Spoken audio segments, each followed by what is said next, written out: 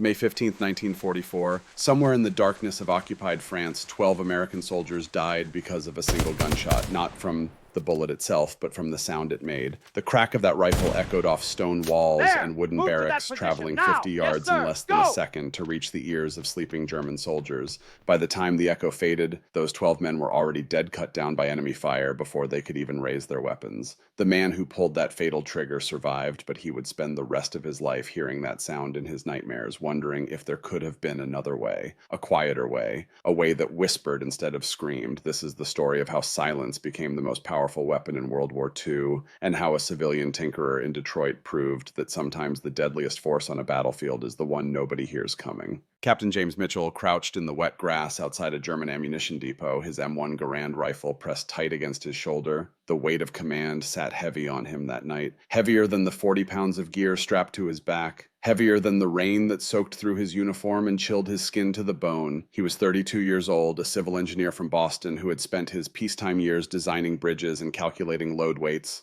Now he calculated trajectories and kill zones, trying to remember how he had gotten from drafting tables to French countryside, from blueprints to blood. The mission was simple on paper. 12 men from the Office of Strategic Services would infiltrate this depot under cover of darkness, plant explosives, and disappear before dawn. The charges would detonate after they were safely away, destroying ammunition that would have been used against American soldiers landing on nearby beaches in 3 weeks. D-Day was coming. Every bullet destroyed tonight was one less threat to the boys who would storm those beaches. Mitchell signaled his team forward. They moved like shadows, crossing 100 yards of open ground to reach the outer fence. Wire cutters made quick work of the chain link, opening a gap just wide enough for a man to slip through sideways. One by one, they entered enemy territory. Each heartbeat was a countdown to discovery. That was when Mitchell saw the sentry, a young German soldier no more than 20 years old, standing guard beside the main warehouse entrance. The boy was smoking a cigarette, the orange glow marking his position like a beacon in the darkness. He had to die. He had to die quietly before he could raise an alarm. Mitchell considered the knife on his belt, but the sentry was 40 yards away across gravel that would crunch like broken glass underfoot. Too far for steel, too close for safety. Mitchell made the decision that would haunt him forever. He raised his M1. Garand centered the iron sights on the sentry's chest and squeezed the trigger. The rifle barked like thunder. The sharp crack shattered the silence and sent echoes bouncing off every building in the compound. The sentry fell, but the damage was done. The barracks 50 yards away exploded with light and noise. German soldiers poured out in various states of undress, some still pulling on boots, others already firing. Mitchell's team tried to retreat, but they were caught in the open with no cover.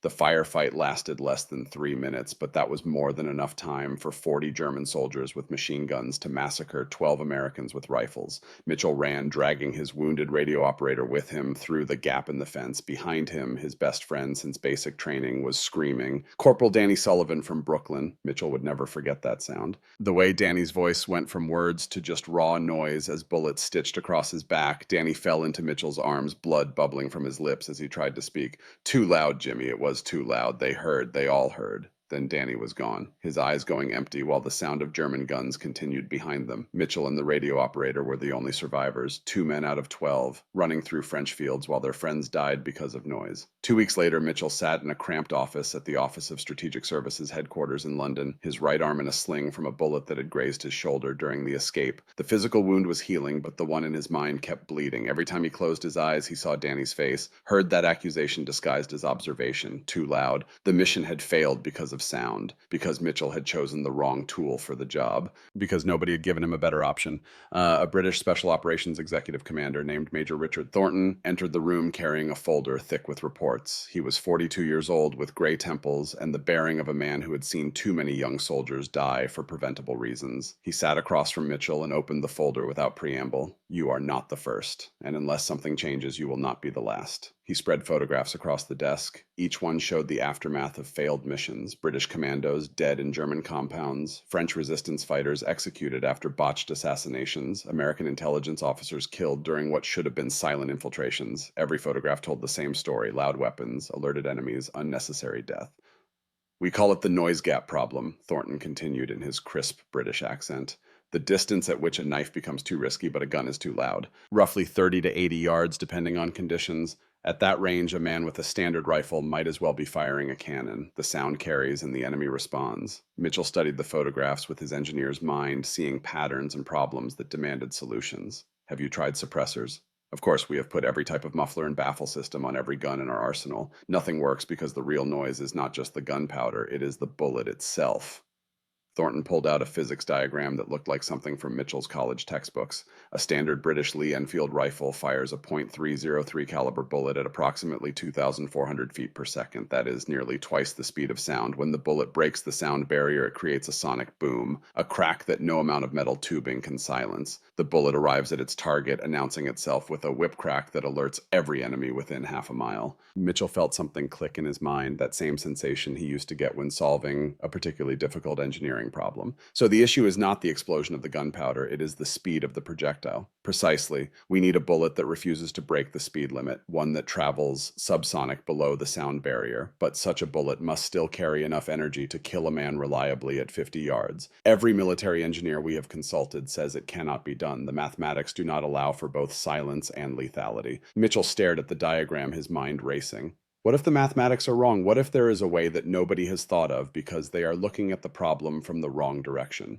Thornton smiled for the first time, a thin expression that held no humor. Then perhaps you should meet William Grant Davis. He is a man who has made a career of looking at problems from the wrong direction.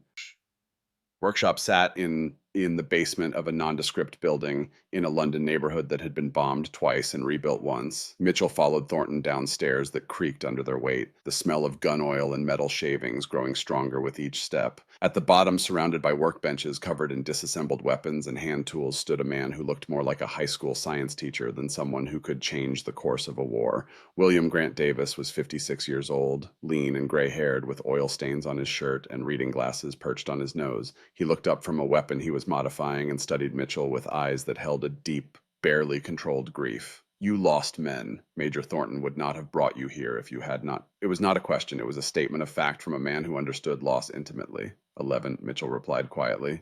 11 men died because I fired a gun that was too loud. Davis nodded slowly, setting down the tool in his hand. My son Thomas was an OSS officer. He died in North Africa last year during a raid on a German communications post. His letter arrived 3 days after the death telegram. Davis walked to a workbench and picked up a framed photograph, a young man in an American uniform smiling in the way young men smile before they learn what war really means. He stared at the photo as he spoke, talking to his dead son more than to Mitchell. Tommy wrote something in that letter. He asked me a question that I could not stop thinking about. Dad, you spent your whole career making cars quieter at Ford. You designed exhaust systems that turned roar into whisper. Why can nobody make guns quieter?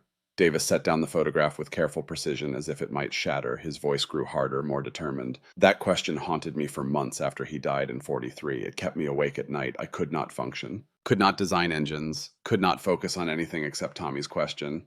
Finally, in January of '44, I could not bear it anymore. I quit Ford, sold my house in Detroit, sold everything I had except Tommy's photograph and his letters. I came to London with one purpose, to answer my son's question. He picked up what looked like a Frankenstein experiment in metal and wood. I have been working obsessively for over a year now, 16-hour days in this basement, failing, trying again, blowing up prototypes, starting over, not for the military, not for victory, not for recognition, for Tommy, so that his death might save other sons, so that other fathers will not have to sell everything they own and move across an ocean just to make their boy's death mean something. The weapon he held looked like a rifle that had been taken apart and reassembled wrong, with mismatched components welded together in ways that violated every principle of firearms design. The stock was from a British Lee-Enfield rifle, elegant wood with classic lines, but the barrel was short and stubby, and protruding from the front was a massive tube as wide as a baseball bat, making the whole weapon look like an industrial pipe fitted to a gun.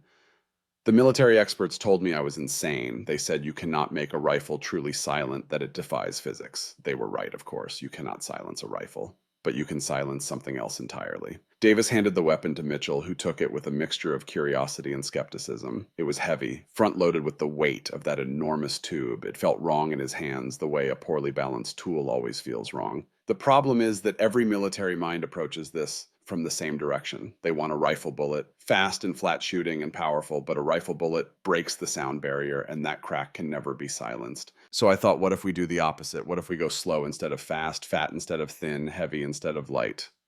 Davis moved to a chalkboard covered in equations and diagrams. The American Thompson submachine gun fires a .45 caliber pistol round. It is a chunk of lead nearly half an inch wide, but it only travels at about 850 feet per second. Subsonic, below the speed barrier, no sonic boom, no crack, just the gentle thud of a heavyweight projectile. Mitchell studied the numbers, his engineer's training allowing him to follow the mathematics. But a pistol round does not have the range of a rifle. At 50 yards, it would be dropping like a stone. Exactly, which means the shooter must aim high and account for drop. It requires skill and knowledge of trajectory, but in exchange, you get silence. Complete, total battlefield changing silence. Davis pointed at the massive tube on the front of the weapon. This is a suppressor like nothing anyone has built before. The barrel inside is drilled with ports that bleed gas into the tube before the bullet exits. Baffles inside create a maze that forces the expanding gases to cool and dissipate before they reach open air. By the time the bullet leaves the muzzle, there is almost no pressure left to create noise. The loudest part of firing this weapon is the mechanical action of the bolt. Mitchell looked at the weapon with new respect, seeing past the ugly exterior to the genius of the design. You combined a British rifle action with an American pistol round and created something entirely new. Davis corrected him quietly. I created a weapon that might save sons like mine, if anyone is willing to trust it. Davis led Mitchell to a small indoor range in the basement, really just a long corridor with sandbags at one end and a target 50 yards away. Mitchell could hear voices from upstairs. British officers conducting the daily business of war, unaware of what was happening in the basement below. Load it like this. Davis produced a detachable magazine that looked like it came from a Colt 1911 pistol. 7 rounds of .45 caliber ammunition, each one hand-loaded by me to ensure subsonic velocity. The magazine inserts into the bottom of the receiver, which I modified by cutting away part of the original magazine well and welding on the pistol magazine housing. It looks terrible, but it works. Mitchell pressed the magazine into place with a satisfying click, then worked the bolt action to chamber a round. The mechanical movement was familiar, the same basic motion as operating his M1 Garand, but there was something different about the feel. This weapon was heavier in the front, nose heavy, requiring more muscular effort to keep the muzzle from drooping. Aim high, the bullet will drop approximately 8 inches at 50 yards. Use the iron sights, line up on the target's head, and you will hit center mass.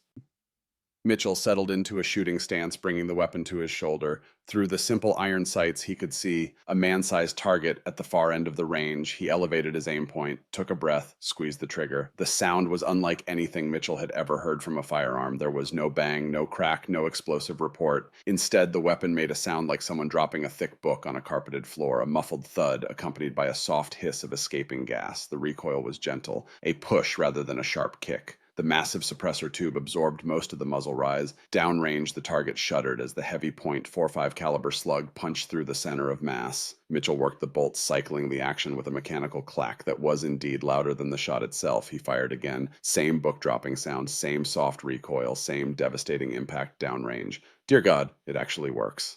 Keep firing. Empty the magazine, get comfortable with the feel. Mitchell fired 5 more times. With each shot, his confidence grew. This was not a toy or a novelty. This was a functional weapon that killed targets without announcing its presence to the world. When the bolt locked back on an empty magazine, Mitchell lowered the weapon and turned to Davis with something close to awe on his face. Do you understand what you have created? This changes everything. Every infiltration mission, every assassination, every time we need to touch someone without waking up their friends. This weapon is the answer. Why is nobody using it? Davis's expression turned bitter. Because the military bureaucracy does not trust civilian inventors, because this weapon requires a completely different supply chain for ammunition and magazines, because it is heavy and slow and requires trained shooters who can compensate for bullet drop, because it looks ridiculous and soldiers are taught to trust weapons that look powerful and sound powerful. He paused, the weight of bureaucratic frustration evident in his voice. The British military approved a production run of exactly 129 units for field testing with elite commando units. They expect it to fail, then they will have justification to cancel the program entirely. Mitchell looked at the weapon in his hands, then at the photograph of Thomas Davis on the nearby workbench. Then we cannot let it fail. We have to prove that this works in combat, in real conditions against real enemies. We have to show them that silence is more powerful than noise. 2 days later, Davis arranged a demonstration at a British Special Operations Executive Firing Range outside London. Major Thornton had gathered a dozen senior officers, men who controlled budgets and deployment decisions, men who could greenlight widespread adoption or consign the weapon to obscurity. They stood in a group 100 yards from the firing line, talking amongst themselves and casting skeptical glances at the strange weapon Davis had set up on a shooting bench. Mitchell heard their comments, the barely concealed mockery. Looks like a plumber welded a drain pipe to a rifle. Davis is a civilian playing soldier. This is a waste of resources. American ammunition and British guns, logistics nightmare. Davis ignored them all. He loaded a magazine into the weapon and chambered a round with practiced efficiency. Then he did something that made Mitchell's heart skip a beat. Without warning the officers, without asking permission, he simply aimed at a pigeon sitting on the roof of a nearby building and fired. The book-dropping thud was so quiet that half the officers did not realize Davis had pulled the trigger. The pigeon fell, tumbling from the roof to land in the grass with a soft impact. The other pigeons on the roof continued sitting there, completely unalarmed. They had not heard anything that sounded like danger. Davis worked the bolt and fired again. Another pigeon fell, then another. He cleared the roof of birds before the flock finally decided to leave. But not because of gunfire noise. They left because they saw their companions falling. Even then, they departed without the explosive panic that comes from hearing gunshots. They simply flew away casually as if bored. The officers stood in stunned silence. Mitchell watched their faces transform from mockery to shock to reluctant respect. One colonel stepped forward, an older man with ribbons on his chest from the First World War. "May I try it?" The colonel's voice was stripped of sarcasm now. Davis handed over the weapon. The colonel fired at a target, worked the bolt, fired again. Each shot produced that same muffled thud, that same gentle recoil, that same devastating impact downrange without the cacophony of traditional firearms. Gentlemen, we are witnessing something unprecedented, a weapon that kills without announcing itself. Do you understand the implications for special operations, for raids behind enemy lines, for assassination missions? It is too specialized, one officer protested. Too limited in application, Thornton interjected with barely controlled anger. Too specialized, we lose commandos every month to the noise gap problem. This weapon eliminates that problem entirely. How many British lives would you trade for your comfort with conventional weapons? The debate continued for an hour, but Mitchell could see the tide turning. The demonstration had worked. Davis had proven beyond doubt that the weapon was not a toy or a fantasy, but a functional tool that could save lives. When the meeting ended, the officers agreed to move forward with the limited production run of 129 weapons, to be distributed to elite commando units for real-world combat evaluation. But they made their skepticism clear. If these weapons failed in combat, if they proved unreliable or impractical, the program would be canceled. No further investment would be made. Davis would get one chance and one chance only to prove that his dead son's question had led to something valuable. The weapon that looked like a joke would get one chance to prove itself. If it failed, men would die. If it succeeded, it would vanish forever into the classified shadows of military history, too valuable to acknowledge publicly, too dangerous to let enemies know it existed. 3 weeks later, in the cold rain of a Scottish training camp, Mitchell held one of the 129 Davis carbines and watched his new team learn to use it. They were a mixed unit, 8 British commandos and 4 American OSS officers, all veterans of multiple raids behind enemy lines. These were not green recruits. These were men who had already proven themselves in combat, men who had earned the right to question orders if those orders did not make sense, and they definitely had questions about the weapon. Sergeant Billy Harper was a 38-year-old former Texas sheriff who had survived 4 combat drops and earned a reputation for brutal honesty. He held the Davis carbine at arm's length as if it might contaminate him by proximity. "That is a sewer pipe welded to a rifle. Are you telling me the British government spent money manufacturing this when they could have just given us more Sten guns?" Mitchell replied calmly. "The Sten is loud. You fire that gun, and every German in 400 yards knows exactly where you are." Harper countered immediately. "The Sten keeps me alive because it fires 500 rounds per minute. This bolt-action contraption fires 7 times before I have to reload, and then I am a sitting duck." Other commandos murmured agreement. Mitchell could see the resistance forming. The same skepticism that had nearly killed the project during the demonstration. These were men who had learned to trust certain tools and techniques. Men whose survival depended on making conservative choices. A weapon that looked cobbled together from spare parts violated everything their training had taught them about reliability. And take it to the range, fire it, then tell me it does not work. The training session did not go well. The commandos struggled with the front heavy balance of the weapon. They missed targets because they forgot to aim high for bullet drop. They complained about the bolt action requiring manual cycling after every shot, calling it slow and outdated. They mocked the heavy .45 caliber rounds, saying they looked like fat slugs that would bounce off a determined enemy. By the end of the day, only 3 members of the team expressed any confidence in the weapon. The rest wanted to leave the Davis carbines in the armory and take their familiar Sten guns on the upcoming mission instead. Mitchell could not order them to carry weapons they did not trust, not when their lives depended on split-second decisions in combat. But he also could not forget Danny Sullivan's dying words, that accusation that the noise had killed them all. That night, Mitchell sat alone in the barracks, cleaning his Davis carbine with methodical care. The other men had gone to the mess hall, leaving him in peace to perform this ritual. He disassembled the weapon, cleaning each component and reassembling them in the correct order. The suppressor tube was the most complex part, internal baffles that had to be perfectly aligned to function correctly. Sergeant Harper entered the barracks and sat on the bunk across from Mitchell. For a long moment, neither man spoke. Then Harper sighed and pulled out his own Davis carbine, beginning to clean it despite his earlier complaints. "You really believe in this thing?" "I believe in coming home alive, and I believe that the mission brief says we will be 50 yards from a barracks full of German soldiers. If we wake them up, we are dead. This weapon is the only way to touch the sentry without turning that barracks into a hornet's nest." Harper grunted acknowledgement. "Fair point, but if it jams or fails, I am blaming you personally." "That is fair. If it fails, I will be too dead to care about blame." The night before the mission, Mitchell could not sleep. He lay in his bunk in the Scottish barracks, listening to the sounds of other men sleeping, snoring, breathing in the darkness. Tomorrow at 100 hours, they would board a C-47 transport and jump into France. By 0200, they would be infiltrating a German radar station near Caen. By 0400, they would either be celebrating success or dying in French mud. Mitchell's right hand kept reaching for his chest, feeling for the outline of the letter he had written to his wife, Sarah.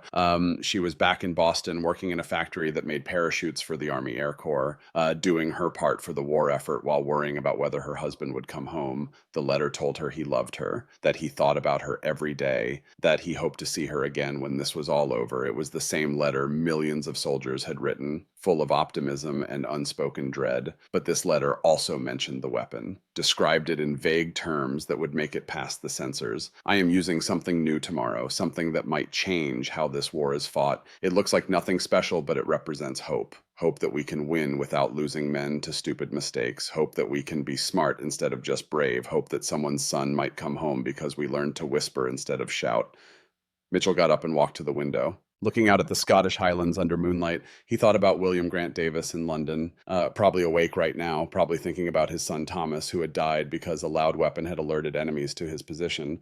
Davis had built this weapon not for glory or profit or military commendation, but for the simple reason that he needed his son's death to mean something. He needed to believe that Thomas had died so that other fathers would not lose their sons. The weight of that belief pressed down on Mitchell. Tomorrow he would carry Davis's weapon into combat. If it worked, if it allowed his team to complete their mission and survive, then Thomas Davis's death would have meaning. But if it failed, if Mitchell found himself in combat with a bolt-action weapon against automatic machine guns, then he would die, proving that sometimes grief makes men build impossible dreams. Mitchell returned to his bunk and picked up the Davis carbine. He had field stripped it and reassembled it so many times that he could do it blindfolded. Now he knew every component, every spring and pin and baffle. He knew how the gas bled through the ports in the barrel, how the baffles cooled and redirected the expanding gases, how the heavy .45 caliber bullet left the muzzle with all its energy intact but traveling subsonic, below the speed that created sound barrier cracks. It was genius, Mitchell admitted to himself. Crude genius, welded together genius. Genius that looked like a plumber's mistake but functioned like precision engineering, and tomorrow he would bet his life and the lives of 11 other men on that genius. June 6, 1944, 0100 hours. The airfield in southern England was controlled chaos. Dozens of C-47 transport planes lined up on the runway while paratroopers and commandos made final preparations for the largest military operation in human history. Operation Overlord, the invasion of Normandy, would begin at dawn. Thousands of ships would land tens of thousands of men on 5 beaches along the French coast. But before those ships arrived, before those men waded through the surf into German guns, smaller teams had missions to complete in the darkness. Mitchell and his team of 12 gathered in a briefing tent next to their assigned aircraft. Major Thornton stood at a map board using a wooden pointer to indicate their target, a German radar station 6 miles inland from Omaha Beach, a facility that could detect the incoming fleet and vector German fighters to attack the vulnerable transport ships. Your mission is simple in concept, difficult in execution. You will infiltrate the radar station, plant explosives on the equipment, and be gone before the sun comes up. The charges are set for delayed detonation. By the time they explode, you should be 5 miles away at the extraction point. Thornton moved the pointer to mark defensive positions on the map. Intelligence indicates approximately 40 German soldiers stationed at the facility, 2 guard posts at the main gate, 1 roving patrol with a dog. Most importantly, a barracks building 10 yards from the main radar control room. The barracks windows are open to the summer air, which means noise will wake every soldier inside. His pointer tapped the guard posts with deliberate emphasis. This is why you have the Davis carbines. These sentries must be eliminated without alerting the barracks. If the alarm is raised before you plant the charges, the mission fails. If the mission fails, the invasion fleet sails into German guns with full radar coverage. Thousands of men could die because you made noise. Mitchell felt the weight of every pair of eyes in the room focusing on him and the strange weapons slung across his chest. The other commandos still carried their Sten guns and Lee-Enfield rifles, standard weapons they trusted. Only Mitchell and two other team members carried Davis carbines, enough to deal with the sentries while the rest of the team provided backup firepower. Thornton's voice cut through the tension. Captain Mitchell, you have argued that this weapon changes how we fight. Tonight you will have your chance to prove it. May God go with you. At 0200 hours, Captain James Mitchell lay face down in a drainage ditch in northern France. The mud was freezing, soaking through his uniform and numbing his chest, but he did not move or shiver. He just watched the German sentry standing 50 yards away, a bored man leaning against a concrete post and smoking a cigarette. The orange cherry of the tobacco glowed in the dark, serving as a tiny beacon that marked the difference between life and death for the entire 12-man team hiding in the grass behind him. The mission hung on what happened in the next 60 seconds. Either the Davis carbine would work as advertised, or Mitchell would be placing a collect call to William Grant Davis from whatever counted as the afterlife to apologize for failing his dead son. Mitchell's hands were shaking. He hated himself for it. He was a 32-year-old combat veteran, an officer who had led men through 3 missions behind enemy lines. But 2 weeks ago, he had been the only officer on a mission that killed 11 of his 12 men. The survivors were himself and one radio operator. They had only escaped because they ran faster than their dying friends. Every night since then, Mitchell woke up screaming, hearing Danny Sullivan's voice saying, "Too loud, too loud, too loud." This mission was his chance at redemption, his chance to prove that silence could save lives instead of noise ending them. But it was also his chance to die. Because if the Davis carbine failed, if it made too much noise or jammed or missed the target, then the barracks 10 yards from the sentry would explode with armed Germans, and Mitchell would join his friend in whatever came after this world. He could hear the German soldiers snoring through the open windows of the barracks, loud rattling snores, the sounds of men exhausted from long shifts, manning radar equipment. They were not monsters. They were not devils. They were just soldiers. Kids, really. Teenagers and young men doing what their government told them to do, same as Mitchell and his team. But they were also the enemy, and they stood between his mission and success, between his team and survival. The sentry flicked cigarette ash onto the concrete and turned his head, looking directly over the spot where Mitchell was hiding. Mitchell froze, his heart hammering so hard he thought it might be audible. If the sentry saw him, if the man's eyes adjusted enough to spot the shape lying in the drainage ditch, it was over. The German would shout alarm, then it was running and fighting and dying, just like last time, just like the mission that haunted his nightmares. Mitchell reached out and wrapped his hand around the wooden stock of the Davis carbine. The rear half felt familiar, standard Lee-Enfield rifle grip and stock. But the front half was alien, dominated by that massive suppressor tube that felt like industrial pipe. Cold and heavy and promising silence if Mitchell could just trust it enough to pull the trigger. He lifted the front heavy weapon to his shoulder, fighting the weight and the awkward balance. Through the simple iron sights, he lined up on the sentry's head, which was just a gray blob against a black background at 50 yards. The doubt crept back in, all the mockery from the commandos during training, all the skepticism from military officers. All the voice in his head that said this weapon was a civilian's fantasy, doomed to fail when real lives were at stake. But then he remembered William Grant Davis standing in his workshop, holding a photograph of his dead son, saying that Tommy's last letter had asked a simple question. Why can nobody make guns? Quieter, Davis had spent his career making cars whisper. Surely someone could do the same for weapons. And Davis had tried, had sold everything he owned and moved to London and built this strange carbine in a basement workshop, driven by grief and love and desperate hope that his son's death might save other sons. Mitchell settled his cheek against the wood stock, feeling the familiar grain of polished walnut. He was not relying on the army or the experts or the bureaucrats anymore. He was betting his life and the lives of 11 other men on a weapon that looked like it had been built by a madman.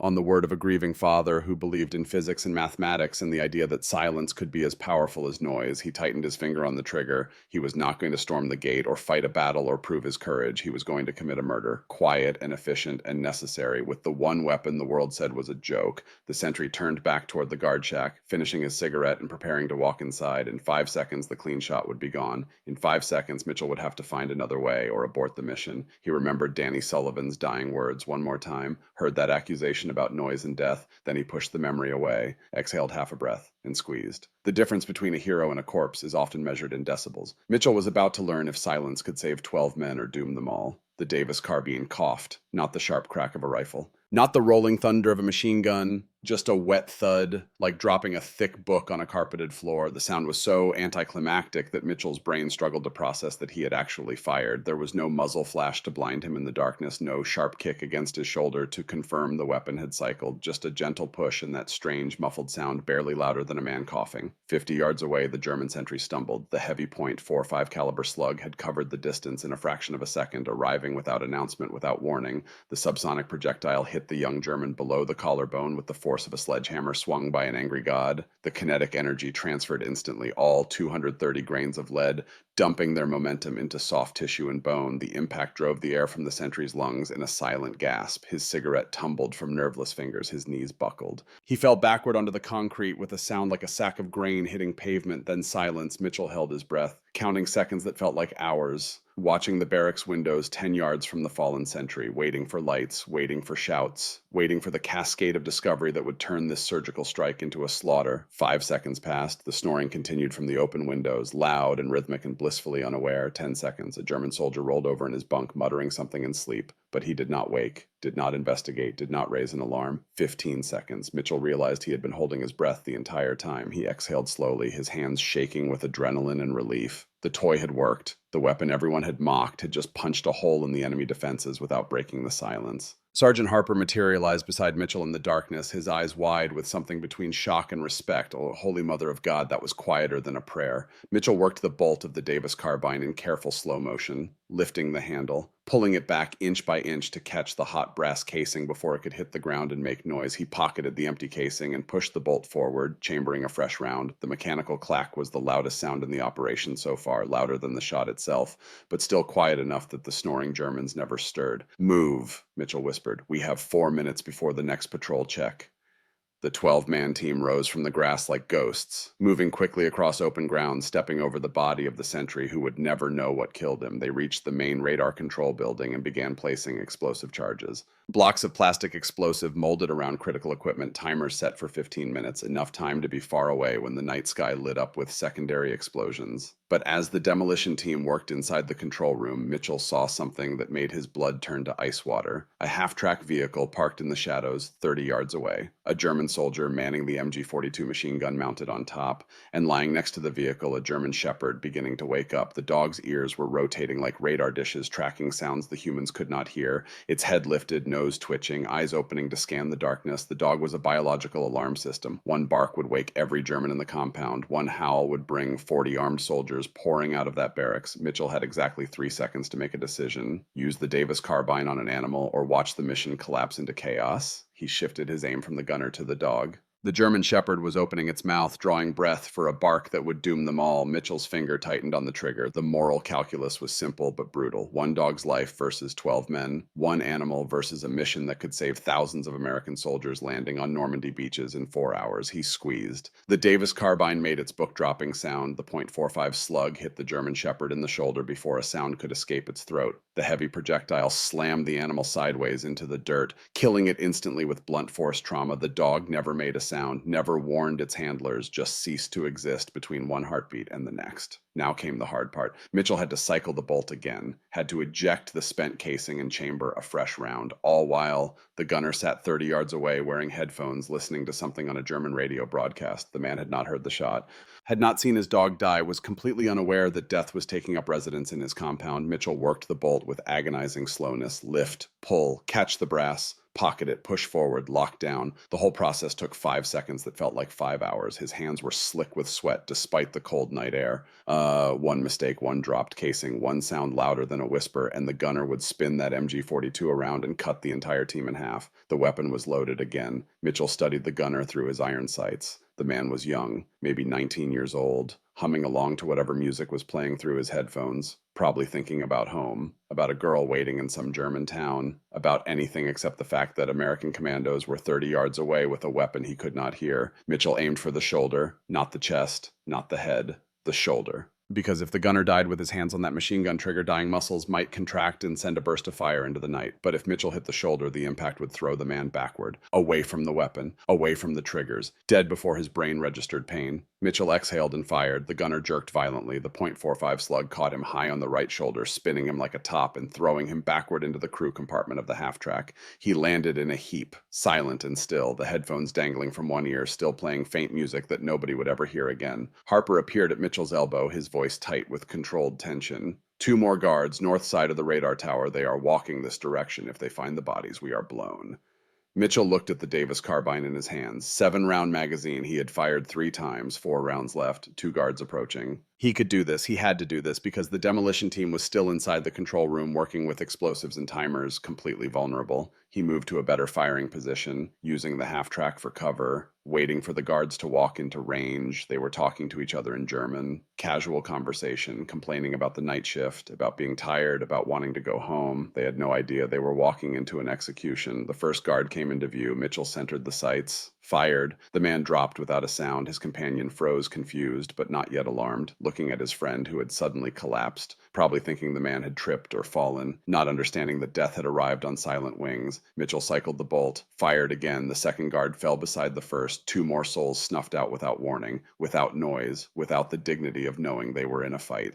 3 rounds left in the magazine. The demolition team emerged from the control room, making hand signals. Charges set, timers active, 12 minutes until detonation, time to leave, time to get as far away as possible before this entire facility became a crater. They moved toward the main gate, stepping over bodies, past the half-track with its dead gunner, past the guard shack where the first sentry had fallen, almost home free, almost safe, almost out of the trap. Then a door opened. A German officer stepped out of the barracks latrine, wearing an undershirt and trousers, holding a towel, freezing in mid-step as he saw 12 armed men standing in the compound. His mouth opened to shout. His hand reached for the pistol on his belt. Mitchell was already moving, already raising the Davis carbine, already accepting that he was about to commit another murder. He fired. The officer doubled over as the .45 slug punched into his stomach. A wound that would take hours to kill under normal circumstances. But these were not normal circumstances. Mitchell could not leave a wounded man who might crawl to an alarm, who might alert the base before they escaped. He cycled the bolt one more time and fired his last round into the back of the officer's head, ensuring silence, ensuring no witness could raise an alarm. The Davis carbine was empty now, the bolt locked back, the magazine exhausted. 7 rounds, 7 bodies, 7 men who had died without hearing death coming. Harper grabbed Mitchell's shoulder. "Move, we are out of time." They ran, slipping past the dead gate guard, crossing the drainage ditch, into the tree line where French darkness swallowed them whole. Behind them, the radar facility continued its routine. Germans sleeping in their bunks, unaware that their sentries were dead, that explosives were counting down, that in 8 minutes their world would explode into flame and chaos. Mitchell and his team ran through the forest, putting distance between themselves and the target. At the 5-mile mark, they heard it. A twin boom that shook the ground, a fireball that turned night into day for 3 seconds, the radar tower collapsing, the control room vaporizing, the barracks building catching fire as confused Germans poured out in their underwear, screaming and shooting at shadows. By the time German investigators arrived the next morning, Mitchell and his team were on a boat crossing the English Channel, heading home, heading to debrief, heading to face the consequences of what they had done. The German military police examined the scene with methodical precision. 4 bodies with unusual wounds, heavy caliber, subsonic damage patterns, no shell casings except for 1.45 ACP casing found near the half-track, no witnesses. Nobody in the sleeping barracks had heard a single shot. The sentries had simply died, silently and efficiently.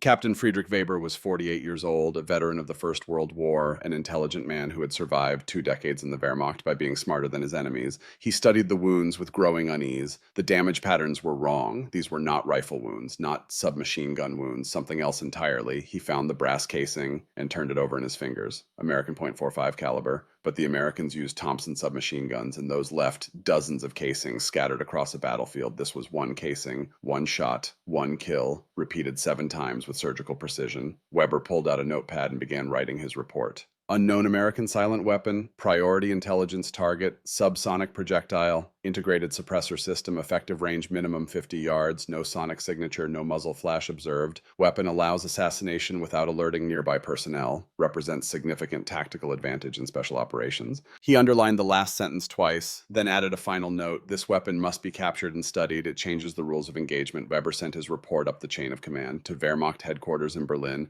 to the Waffenamt, the Weapons Testing Bureau, to intelligence intelligence officers who specialized in analyzing enemy capabilities. The report triggered alarm bells at every level because the Germans understood something the British bureaucrats had not. A weapon that killed without sound was not just useful, it was revolutionary. June 8th, 1944, Mitchell and his team returned to London as D-Day raged on the beaches of Normandy. The invasion was succeeding. Thousands of American and British soldiers were establishing beachheads. And the radar station that could have vectored German fighters against the vulnerable landing craft was a smoking crater destroyed before it could fulfill its purpose. The debriefing lasted 6 hours. Mitchell sat across from Major Thornton and a panel of senior officers describing every shot, every kill, every moment of the operation. When he finished, the room fell silent. Thornton spoke first. 0 friendly casualties. Mission objective achieved. Enemy completely surprised. Captain Mitchell, you have proven that the Davis carbine is not a toy. It is a legitimate combat weapon that provides tactical advantages we have not had access to before. But Mitchell did not feel like celebrating. He sat in that briefing room, staring at his hands, thinking about 7 men who had died without warning, 7 Germans who were sleeping or smoking or walking or breathing one second and simply gone the next. No battle, no fight, no chance to surrender or retreat, just execution by mathematics and physics. An officer asked him a question. How did it feel using the weapon in combat? Mitchell looked up, his voice hollow. It felt too easy, like I was not a soldier, like I was just a murderer with better equipment. The room shifted uncomfortably. Nobody wanted to hear that kind of honesty. Nobody wanted to think about the moral weight of what they had created, but Mitchell could not stop thinking about it. The Davis carbine worked perfectly. That was the problem. It worked so well that killing became a technical exercise. Point, aim, squeeze, watch men die without ever knowing they were in danger. That afternoon, Mitchell visited William Grant Davis in his workshop. The older man was assembling another carbine, his hands steady. Despite his age, he looked up when Mitchell entered, reading the expression on the captain's face without needing to ask questions. It worked. You are alive. That means it worked. Mitchell sat heavily on a workbench stool. It worked perfectly. 7 shots, 7 kills. None of them heard me coming. None of them had a chance to fight back. Mr. Davis, I used your weapon to commit murders. Clean, efficient, silent murders. And I do not know how to feel about that. Davis set down his tools and looked at the photograph of his son Thomas. When he spoke, his voice carried decades of grief. My son died because a loud weapon alerted enemies to his position. 20 men died with him because someone fired a gun that screamed. You used a weapon that whispered, and 12 men came home alive. 12 mothers will not receive death telegrams. 12 wives will not become widows. Does that balance the scales? I do not know. I am not a philosopher. I am just a father who lost his son and wanted that loss to mean something. Mitchell understood, but understanding did not make the weight any lighter.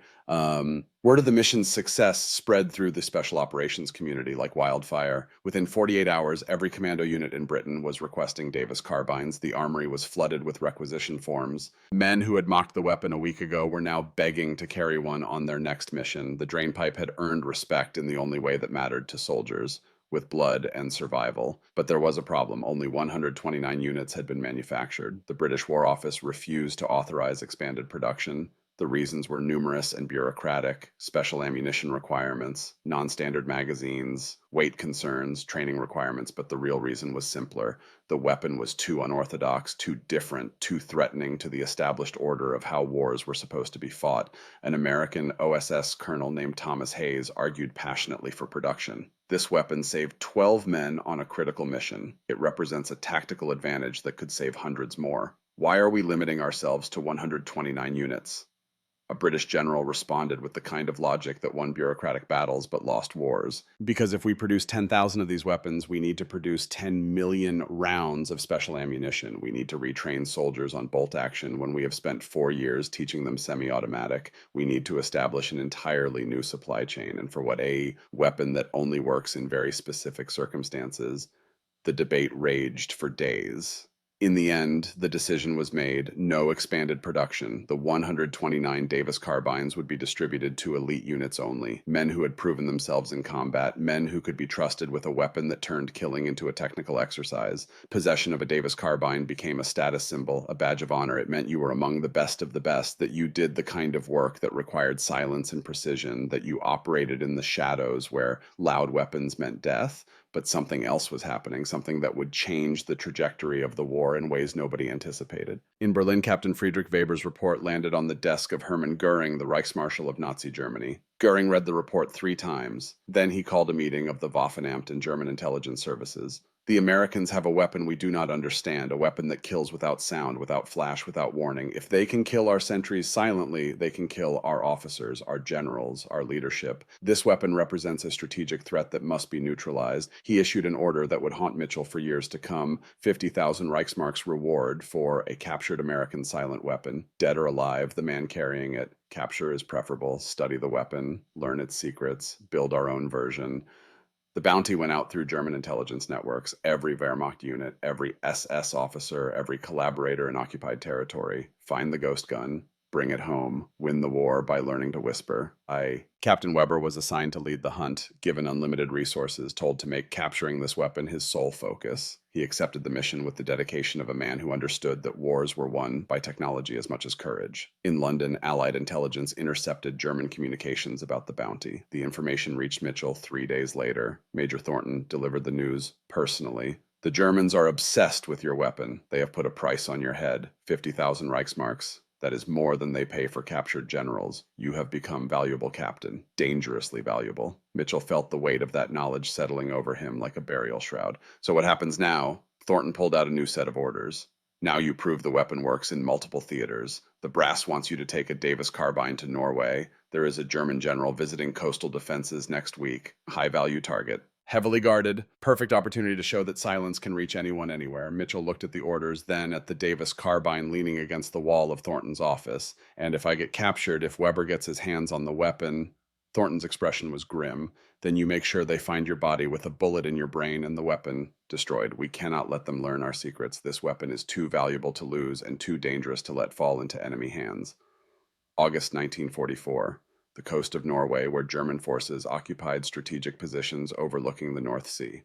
Mitchell and a 6-man OSS team infiltrated a coastal defense facility where a German general was giving a speech to 50 officers. The target was surrounded by guards, protected by concentric rings of security, but he was also standing on a stage under spotlights 40 yards from a balcony where Mitchell crouched in darkness with his Davis carbine. The mission parameters were brutally simple: kill the general in a room full of officers without alerting the guards outside, create chaos and confusion, escape in the panic. Mitchell settled the weapon against his shoulder, watching the general through iron sights. The man was mid-sentence, gesturing emphatically about the importance of coastal defense, about stopping Allied invasions, about victory being within reach if every German soldier did his duty. Mitchell aimed for center mass, exhaled, squeezed. The general stumbled, his words cutting off mid-syllable. He gasped, clutching at his chest, falling forward onto the podium. The officers in the audience thought he was having a heart attack. They rushed forward to help, shouting for doctors, creating exactly the kind of chaos Mitchell needed. No alarm, no lockdown, no guards storming the building looking for assassins. Just confusion and panic as a man died in front of 50 witnesses who never heard the shot that killed him. Mitchell and his team escaped in the chaos, walking out the front door while German officers crowded around their dying general. Nobody stopped them. Nobody questioned them because nobody realized an assassination had just occurred. By the time German investigators found the .45 caliber bullet in the general's body, Mitchell was 50 miles away,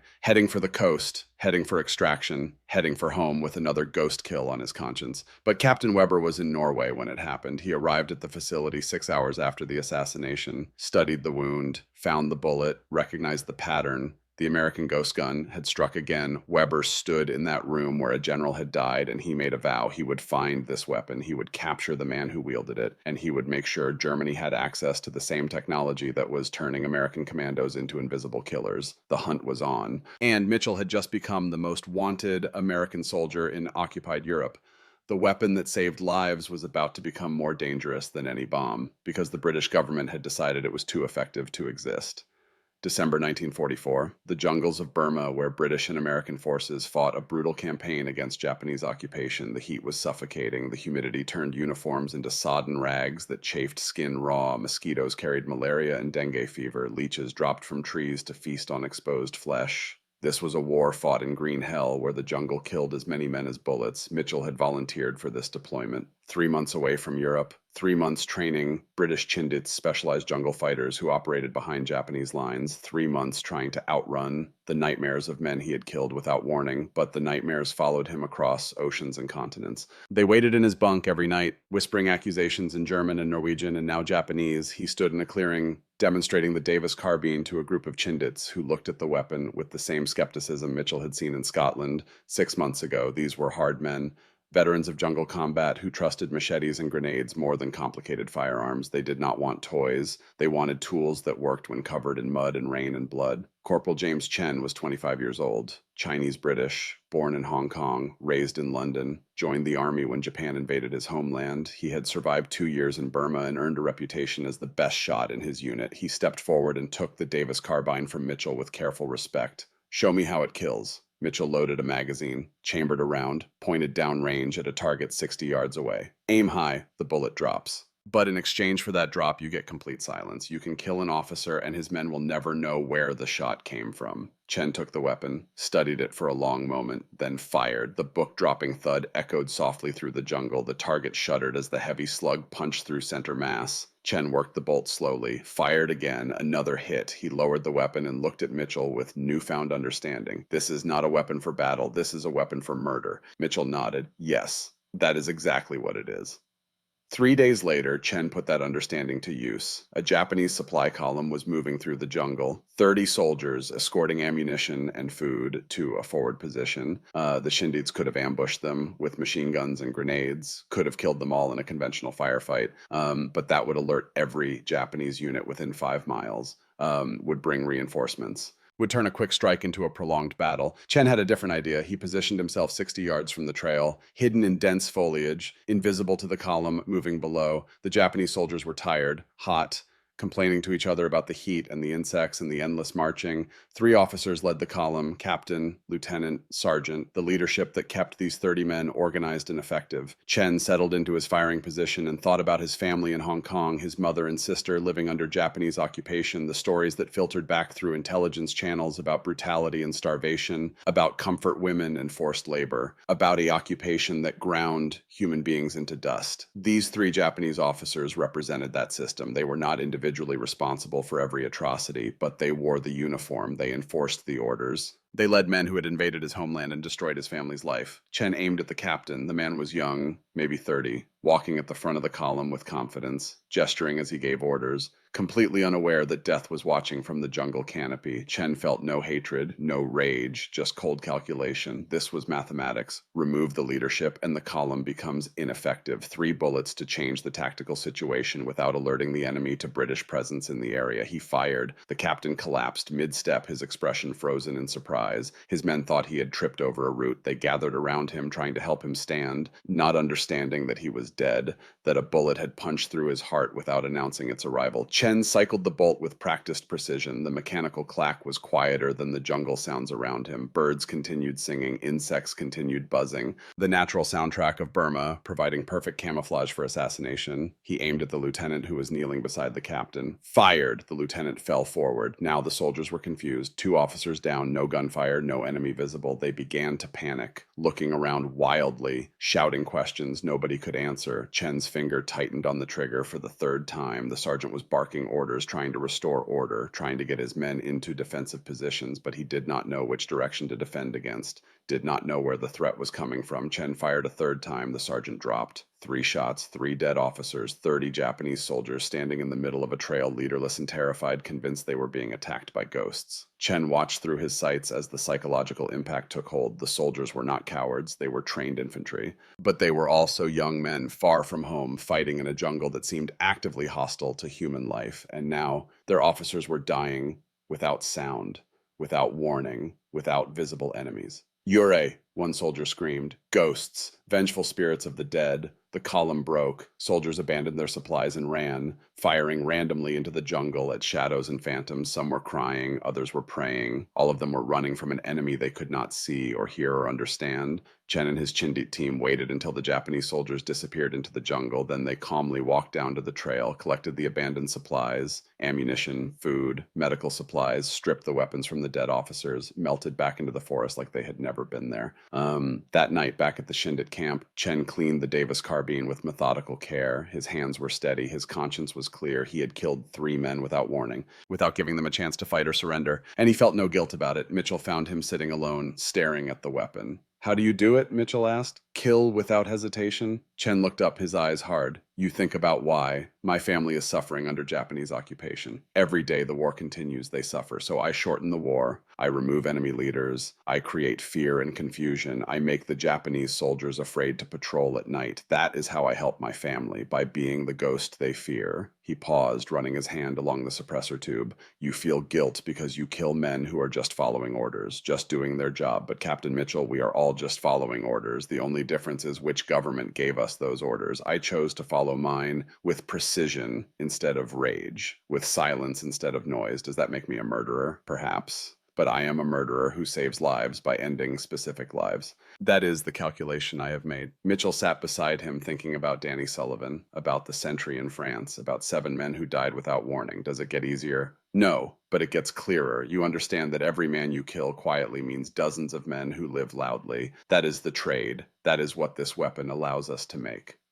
The psychological impact of the Davis carbine in Burma was devastating. Word spread through Japanese units about the ghost gun, about men dying silently, about American devils who could kill with invisible weapons. Japanese intelligence filed reports describing supernatural weapons, compressed air guns, poison darts, black magic. They could not conceive that the Americans had simply built a better suppressor and used slower bullets. The truth was too mundane, too mechanical, too terrifying in its simplicity. Japanese soldiers began refusing night patrols. Some deserted rather than face an enemy they could not hear or see.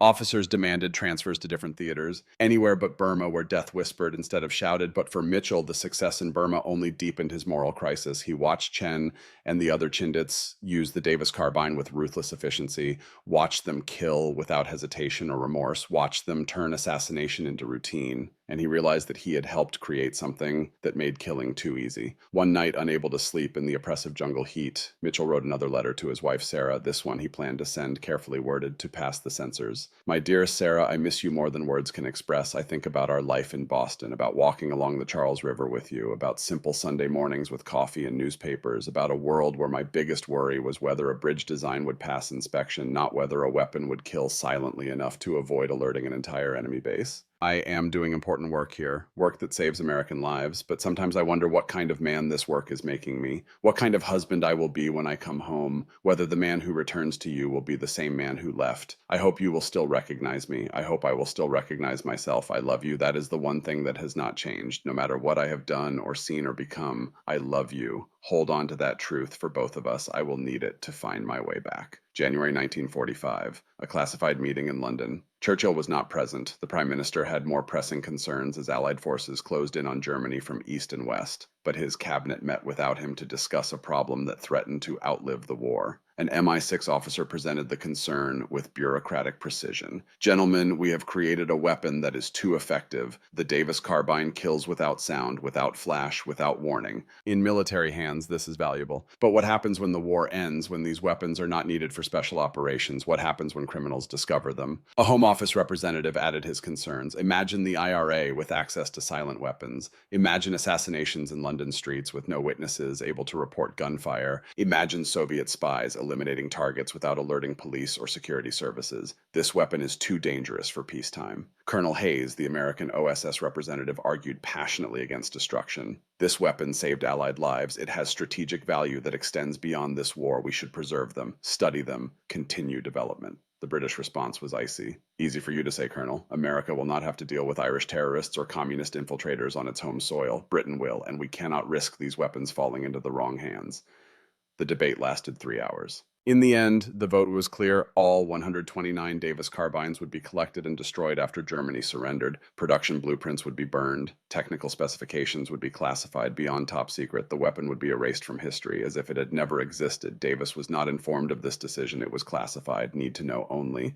But the order went out to military commanders. After victory in Europe, all Davis carbines were to be turned in immediately. No exceptions, no delays. April 1945, Germany was collapsing. Allied forces pushed from the west. Soviet forces crushed from the east. The war in Europe was entering its final days. But Mitchell had one more mission, one more chance to use the weapon that had defined his war. Intelligence reported that Captain Friedrich Weber was defending a weapons research facility in western Germany, a factory where German engineers had been trying to reverse engineer captured Allied equipment, including, according to reports, attempts to build their own silent weapon based on recovered bullet fragments and witness accounts. Mitchell volunteered for the raid, not because he wanted to fight, but because he wanted to face Weber. The German captain who had spent months hunting the ghost gun, who had written reports, offered bounties, made Mitchell's weapon famous in enemy intelligence circles. There was something personal about it now, a rivalry born from distance and obsession. The raid began at midnight. Mitchell's team infiltrated the factory complex, moving through shadows. The Davis carbine felt familiar in his hands after months of use, an extension of his body, a tool he understood intimately. But Weber was waiting. He had anticipated that Mitchell would come, had set an ambush using captured British weapons to lure the Americans into thinking they were fighting regular Wehrmacht soldiers. The plan was simple: force Mitchell to fire his silent weapon,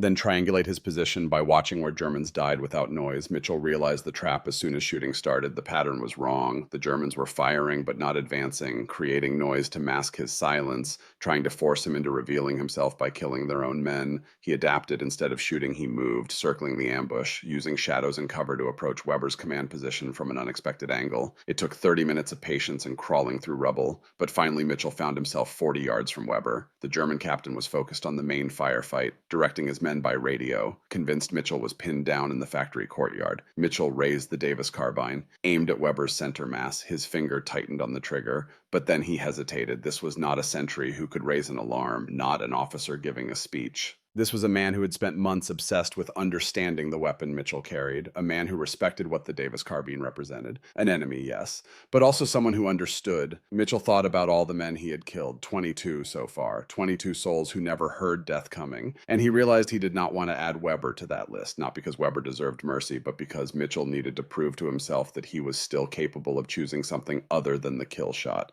He shifted his aim, fired. The bullet hit Weber in the shoulder, spinning him around and knocking him down. Not a killing shot, a disabling shot. Weber collapsed against a wall, gasping with pain and shock. His men rushed to help him. Mitchell used the chaos to escape, slipping back into darkness while German soldiers tried to save their captain. 3 days later, Weber woke up in a field hospital, his shoulder immobilized, his arm in a sling. He demanded paper and pen, wrote a final report with his left hand, his injured shoulder throbbing with each word. I encountered the American with the ghost gun, Captain James Mitchell. I know his name from intelligence reports. He had me in his sights at 40 yards. Perfect conditions. He could have killed me. Instead, he chose mercy. Shot to disable, not to kill. This weapon is not just technology. It is philosophy. The Americans have learned to fight with precision instead of brutality, with silence instead of noise, with controlled violence instead of maximum violence. We cannot match this weapon because we cannot match this thinking. They have soldiers who can kill 20 men without breaking a sweat, but choose not to kill one man when the mission does not require it. That restraint, that precision, that choice, that is why they will win. Not because their weapons are better, but because they think differently about when and how to use them. The war is lost. Not because we lacked courage or weapons or will, but because we never understood that war is not about how much noise you can make. It is about achieving objectives with minimum necessary force. The Americans learned that lesson. We did not. Weber never filed the report. Germany surrendered before he could send it up the chain of command. He kept the paper in his pocket through the chaos of collapse.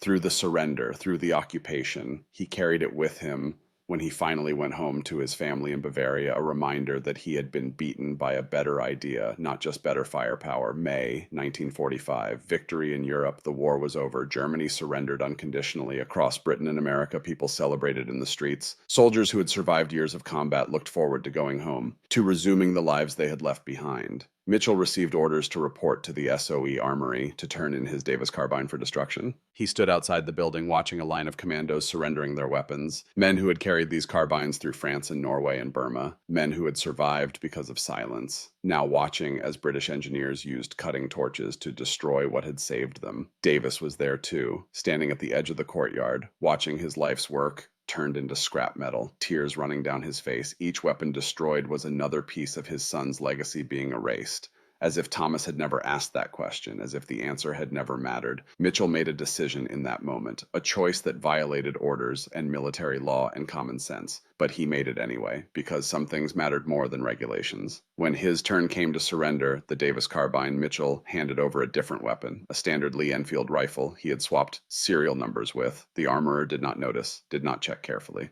Just took the weapon and added it to the pile destined for the torches. Mitchell walked away with the real Davis carbine hidden in his duffel bag, wrapped in oilcloth, smuggled like contraband. He was stealing government property, violating direct orders, risking court-martial, But he did not care. This weapon had saved his life and the lives of his men. It represented something important, a moment in history when innovation and necessity had combined to create something revolutionary. He would not let it be erased. Before leaving London, Mitchell visited Davis one final time, found the old man in his workshop, surrounded by tools he would never use again. The government had ordered him to stop all work on suppressor technology, to destroy his notes and blueprints, to pretend he had never invented anything at all.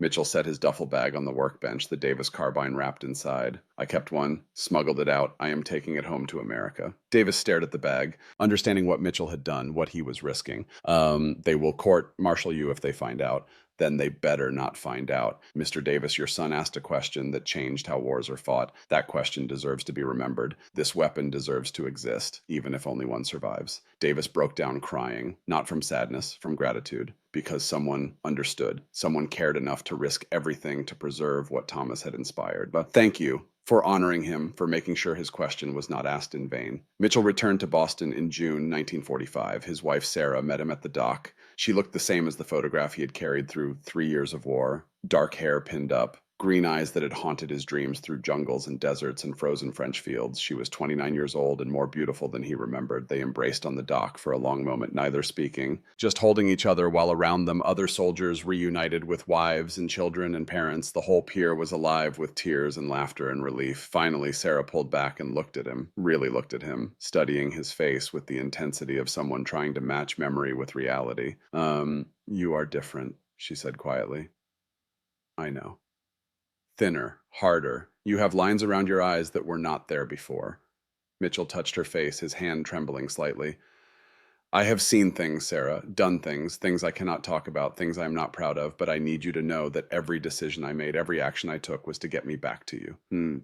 To this moment, to coming home. She took his hand and pressed it against her cheek. I do not need to know what you did. I just need to know that you are here, that we can start again, build the life we talked about before you left.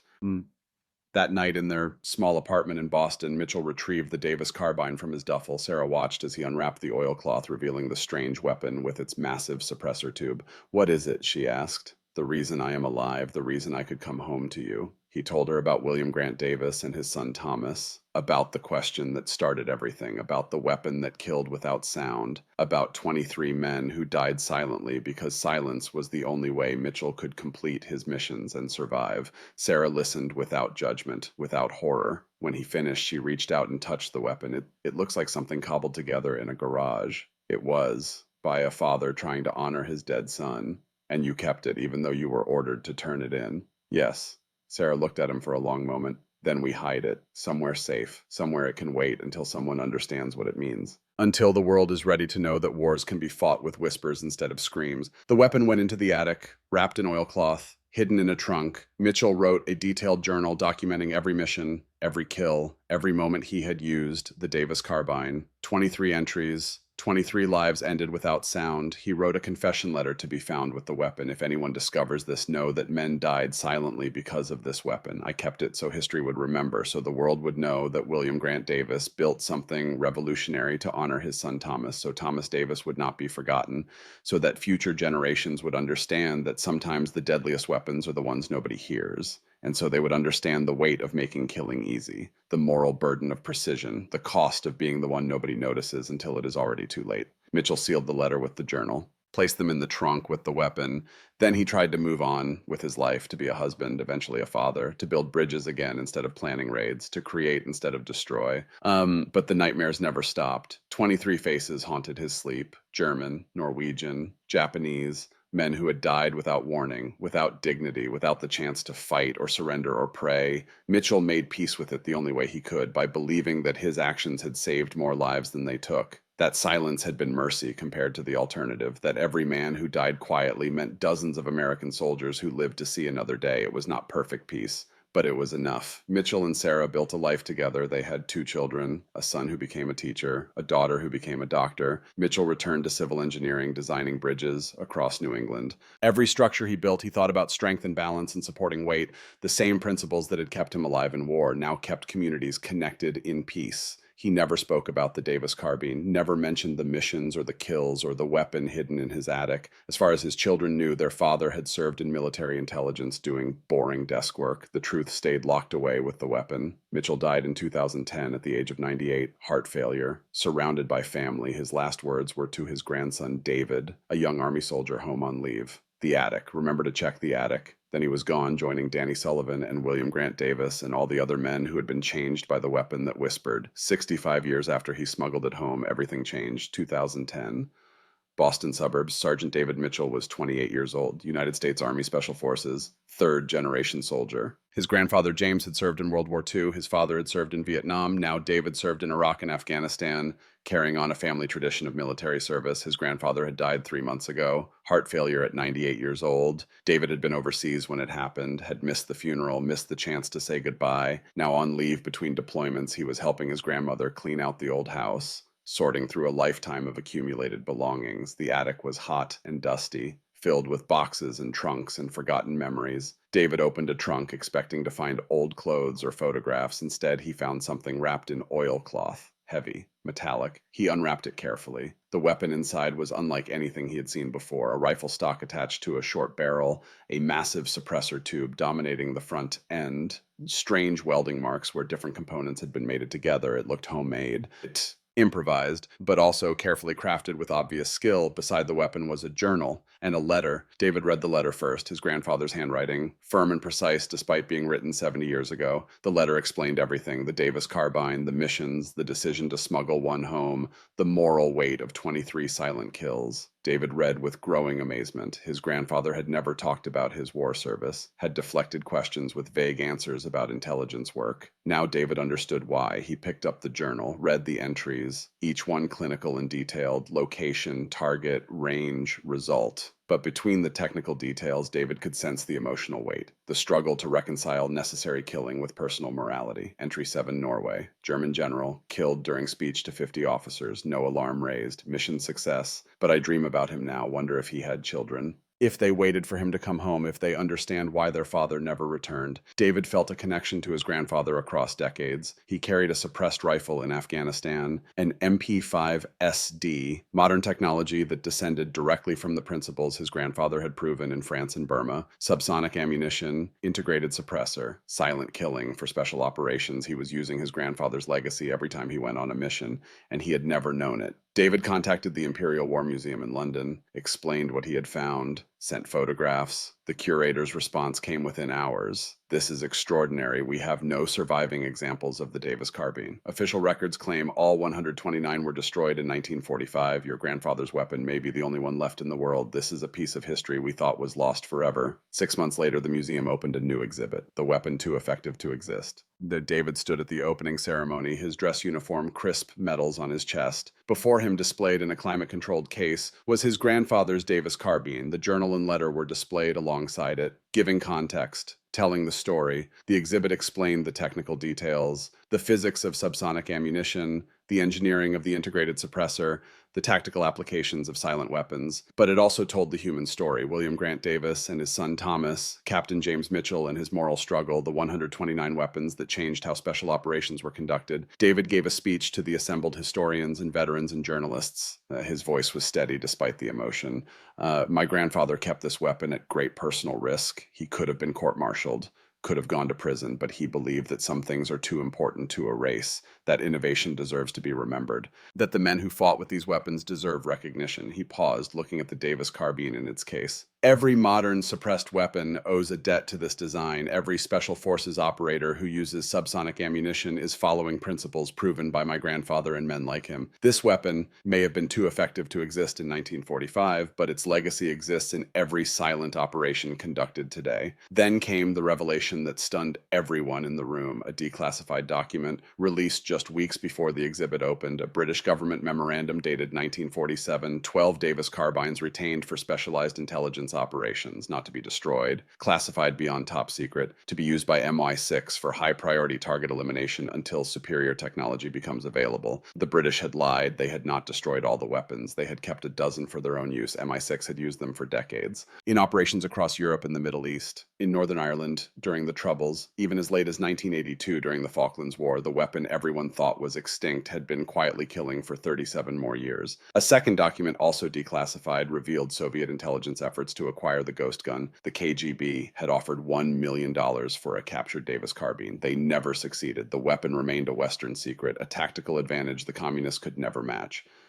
David stood before the exhibit processing this information. His grandfather had risked everything to save one weapon from destruction, and it turned out the British government had saved 12 more for themselves, then lied about it for decades. The irony was not lost on him. A week later, David visited his grandfather's grave, Arlington National Cemetery, Section 60, a simple headstone among thousands. He placed a photograph of the museum exhibit on the grass. "You were right to save it, Grandpa. Now everyone knows. Now the world understands what you did, what Mr. Davis created, what Tommy Davis inspired with a simple question, and now we know the British government thought it was too valuable to destroy, even when they ordered everyone else to turn them in." He stood at attention, saluting his grandfather's memory. Then he added quietly, "I carry your legacy every day, every time I chamber a subsonic round, every time I trust my suppressor to keep me hidden, every time silence keeps me alive. Thank you for showing us the way." He walked away, knowing that the legacy of silence would continue, that every time a Special Forces operator used a suppressed weapon, they were honoring men like James Mitchell, who had proven that whispers could be more powerful than screams. Back at the museum, visitors studied the Davis carbine with reverence, reading the technical specifications, the mission reports, the letter explaining why silence mattered more than noise. And slowly understanding began to spread. This was not just about a weapon. It was about innovation born from grief, about a father trying to honor his dead son, about a soldier trying to save his men, about the moral complexity of making killing easier while simultaneously making war more precise. A Navy SEAL instructor visited the exhibit, stood before the Davis carbine for 30 minutes, then turned to his students. This is where it started. This ugly, cobbled together piece of plumbing is the grandfather of every weapon system we use. The men who carried this had no manuals, no training programs, no doctrine. They figured it out in combat, made it work through courage and improvisation, and they changed warfare forever. The instructor paused, making sure every student was listening. "When you chamber a subsonic round, when you rely on your suppressor to keep you hidden, when you trust silence to keep you alive, remember this weapon. Remember the men who proved it works. Remember William Grant Davis, who built it to honor his son. Remember Thomas Davis, who asked the question. Remember Captain James Mitchell, who carried it through 3 theaters of war and brought it home at great personal risk. Remember that innovation matters as much as courage." The exhibit became one of the museum's most popular displays. Veterans brought their grandchildren, telling stories about how warfare had evolved, how technology and tactics had changed since 1944, but also how some principles remained constant. Courage, sacrifice, the willingness to try new ideas when old methods failed, the moral weight of making death efficient. William Grant Davis would have been 122 years old if he had lived to see the exhibit, but his legacy was there, in every word, every photograph, every technical diagram explaining how he had turned grief into innovation, how he had spent 16-hour days in a London basement for over a year, failing and trying again, driven by love for a son who would never come home. And Thomas Davis, the young OSS officer who had died in North Africa, asking a simple question was finally answered. Why can nobody make guns quieter? Because nobody had tried hard enough, because nobody had been motivated by love and loss and desperate hope until his father proved it was possible. The weapon that looked like a joke had earned its place in history, not through official channels or government recognition, but through the stubborn persistence of men who believed some things were too important to forget.